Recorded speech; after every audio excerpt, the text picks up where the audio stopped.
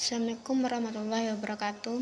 Perkenalkan, nama saya Dina Nuraini dengan NIM 22052087 dari Prodi PPKN.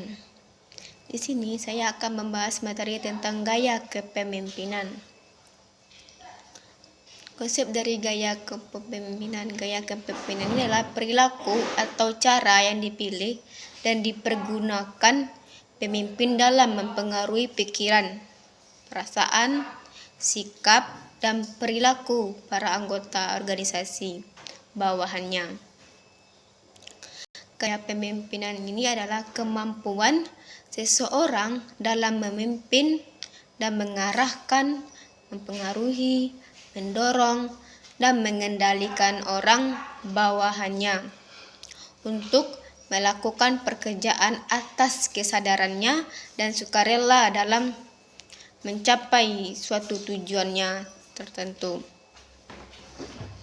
Gaya kepemimpinan ini dapat dibedakan menjadi beberapa jenis. Yang pertama, gaya kepemimpinan demokratis.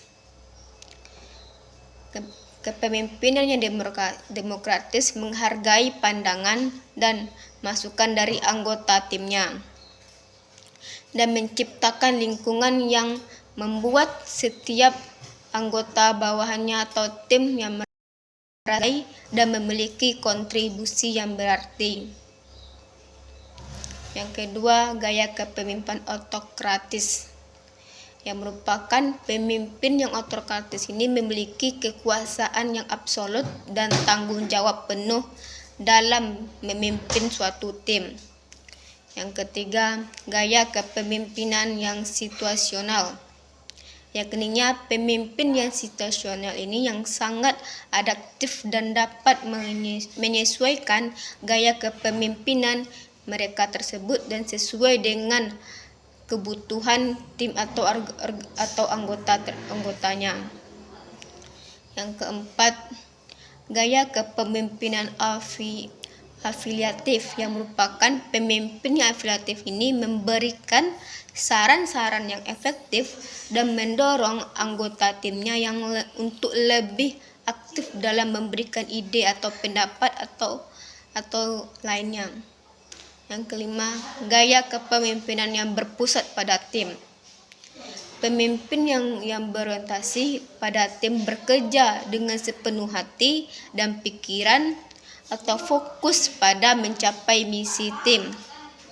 Yang keenam, gaya kepemimpinan sebagai fasilitator, yang merupakan pemimpin sebagai fasilitator membantu anggota tim dalam menambahkan skill, wawasan, dan memberikan motivasi dan dukungannya kepada anggota lainnya.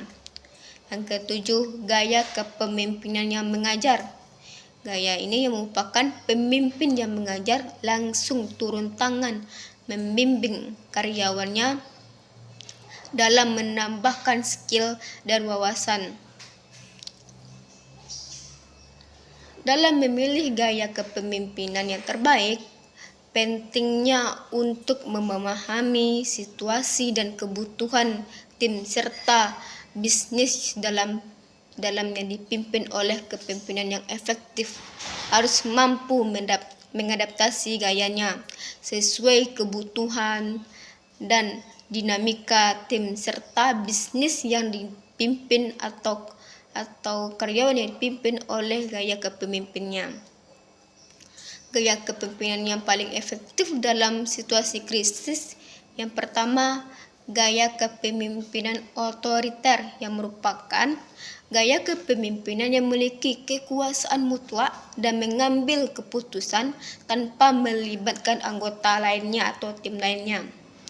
Gaya ini efektif dalam situasi krisis yang membutuhkan keputusan cepat dan ketegasan.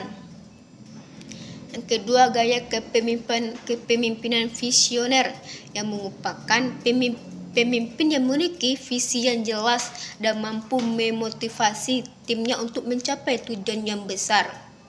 Gaya ini menciptakan arah yang jelas dan tujuan yang memotivasi timnya. Yang ketiga, gaya kepemimpinan transisional, gaya kepemimpinan ini bekerja dengan sistem penghargaan dan hukuman untuk mencapai tujuan yang dicapainya. Gaya ini menciptakan kerangka kerja yang lebih jelas dan transparan. Yang keempat, gaya kepemimpinan karismatik. Gaya ini memiliki daya tarik yang kuat dan mampu menginspirasi tim melalui kepribadian yang menarik dan visi yang memukau.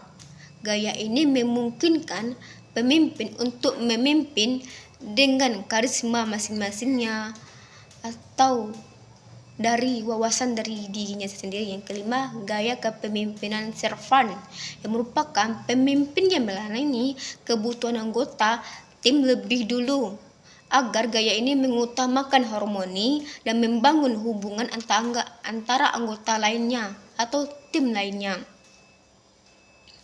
Dalam situasi krisis ini, gaya kepemimpinan yang efektif ialah yang dapat memberikan keputusan cepat dan ketegasan, seperti gaya kepemimpinan otoriter. Namun, gaya lain seperti gaya kepemimpinan visioner dan transaksisional ini juga dapat efektif dalam mencapai tujuannya yang besar dan memotivasi tim lainnya.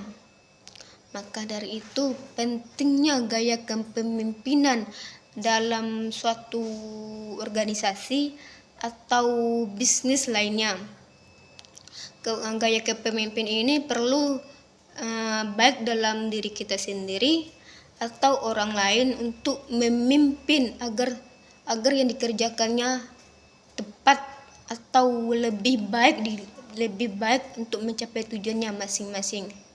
Baiklah, hanya itu yang dapat saya sampaikan tentang materi gaya kepemimpinan. Assalamualaikum warahmatullahi wabarakatuh.